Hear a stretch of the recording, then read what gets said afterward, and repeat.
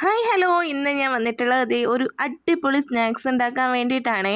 വൈകുന്നേരം ഒരു കട്ടനൊക്കെ ഇട്ട് ഈ സ്നാക്സ് ഒന്ന് പിടിച്ചല്ലുണ്ടല്ലോ എൻ്റെ പൊന്നോ, അടിപൊളിയാണേ. അപ്പോൾ ഇന്ന് ഉണ്ടാക്കാൻ പോകുന്ന സ്നാക്സിൻ്റെ പേരാണ് കൊത്ത് ബ്രെഡ്. അപ്പം നമ്മുടെ കൊത്ത് ബ്രെഡ് തയ്യാറാക്കാൻ വേണ്ടിയിട്ട് ആദ്യം ഒരു 3 മുട്ട ഞാൻ എടുത്തിട്ടുണ്ടായിരുന്നേ. പിന്നെ ചെറുതായി കനം കുറച്ചരിഞ്ഞ സവാളയും അതിലേക്ക് കുറച്ച് തക്കാളിയും മുളകും പിന്നെ കുറച്ച് ക്യാപ്സിക്കം കൂടിയാണ് ഞാൻ ചേർക്കുന്നത്. ക്യാപ്സിക്കം ഓപ്ഷനിലാണ്, എൻ്റെ കയ്യിൽ ഉണ്ടായിരുന്നതുകൊണ്ട് ഞാൻ ചേർത്തന്നേ ഉള്ളൂ. പിന്നെ ഉപ്പും കറിവേപ്പിലയും പിന്നെ ചെറുതായി അരിഞ്ഞു വെച്ച ബ്രെഡും കൂടി ചേർത്ത് നമുക്കൊന്ന് മിക്സ് ചെയ്തെടുക്കണേ.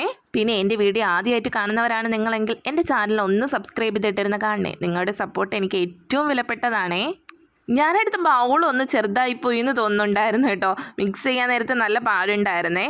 അപ്പോൾ ഞാൻ നന്നായി ഇതേ മിക്സ് ചെയ്തെടുക്കുന്നുണ്ടേ. വളരെ വേഗം ഉണ്ടാക്കിയെടുക്കാൻ പറ്റുന്ന ഒരു സ്നാക്സാണ് കേട്ടോ ഈ കുത്തു ബ്രെഡ് എന്ന് പറയുന്നത്. കുട്ടികളുടെയും മുതിർന്നവരുടെയും ഫേവറേറ്റ് സ്നാക്സ് ഐറ്റം ആയിട്ട് ഇത് മാറും കേട്ടോ.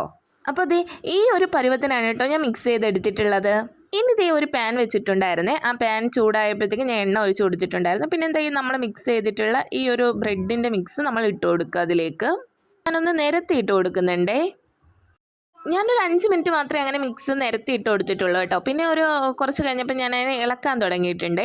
പിന്നെ ഈ ഒരു സ്നാക്സിൻ്റെ പ്രത്യേകത എന്ന് വെച്ചാൽ നമ്മൾ കൈ ഇളക്കാണ്ട് ഇളക്കി കൊടുത്തുകൊണ്ടേ ഇരിക്കുക കേട്ടോ. ലോ ഫ്ലെയിമിലിട്ട് കുക്ക് ചെയ്യാനും പാടില്ല കേട്ടോ. നമ്മളൊരു മീഡിയം ഫ്ലെയിമിലിട്ടാണ് കുക്ക് ചെയ്തെടുക്കേണ്ടത് ഇത്. അങ്ങനെ നമ്മുടെ കൊത്ത് ബ്രെഡ് ഏകദേശം ആവാറായിട്ടുണ്ട് കേട്ടോ. ഞാൻ നന്നായിട്ട് ഇളക്കി കൊടുത്തുകൊണ്ടേ ഇരുന്നു കേട്ടോ. നമ്മൾ ഇളക്കി കൊടുത്തിട്ടില്ലെങ്കിൽ ഇതൊരു പിസ്സ മോഡലായി പോകും കേട്ടോ. അപ്പോൾ നമ്മൾ നന്നായിട്ട് ഇളക്കി കൊടുത്തുകൊണ്ടേ ഇരിക്കുക. അങ്ങനെ ഫൈനലി നമ്മുടെ കൊത്ത് ബ്രെഡ് സെറ്റ് ആയിരിക്കുകയാണേ. എരിവ് ഇഷ്ടമുള്ളവർക്കാണെങ്കിൽ വേണമെങ്കിൽ ഈ ഒരു സമയത്ത് കുരുമുളക് പൊടിയും കൂടി ചേർത്ത് കൊടുക്കാവേ. ഇവിടെ മോൾക്ക് ഉണ്ടാക്കിയതായതുകൊണ്ട് ഞാനത് സ്കിപ്പ് ചെയ്തിട്ടാണുള്ളത്. കൂടാതെ വെജിറ്റബിൾസ് ഒക്കെ വേണമെങ്കിൽ നമുക്ക് ആഡ് ചെയ്യാമേ. ഗ്രീൻ പീസ്, ക്യാരറ്റ് അതുപോലെയുള്ളവ. ഇവരുടെ മോൾ അതൊന്നും കഴിക്കാത്തത് കൊണ്ടാണ് കേട്ടോ ഞാൻ അതിൽ ആഡ് ചെയ്യാണ്ടിരുന്നത്. അങ്ങനെ അടിപൊളി കൊത്ത് ബ്രെഡ് റെഡി ആയിട്ടുണ്ട് കേട്ടോ. എല്ലാവരും മസ്റ്റായിട്ട് ഇതൊന്ന് ട്രൈ ചെയ്ത് നോക്കണേ. അങ്ങനെ ഞാൻ വേറൊരു പ്ലേറ്റിലേക്ക് സെർവ് ചെയ്തിട്ടുണ്ട് കേട്ടോ. അങ്ങനെ ഇത് ഡെക്കറേറ്റ് ചെയ്യാൻ വേണ്ടിയിട്ട് ടൊമാറ്റോ സോസും കൂടി ആഡ് ചെയ്ത് കൊടുക്കുന്നുണ്ടേ. ടൊമാറ്റോ സോസ് ഓപ്ഷനിലാണ് കേട്ടോ, വേണമെങ്കിൽ ചേർത്താൽ മതി.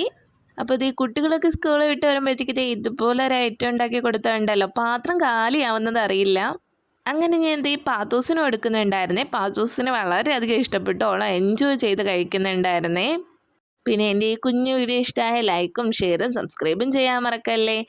നിങ്ങൾ ചെയ്യുന്ന സപ്പോർട്ടും കമൻറ്റും ലൈക്കും ഷെയറും ഒക്കെ എനിക്ക് വിലപ്പെട്ടതാണ് കേട്ടോ. അപ്പോൾ ഇന്നത്തേക്ക് വിടാം. പുതിയ റെസിപ്പിയായിട്ട് ഞാൻ അടുത്തൊരു വീഡിയോയിൽ വരുന്നതാണ്.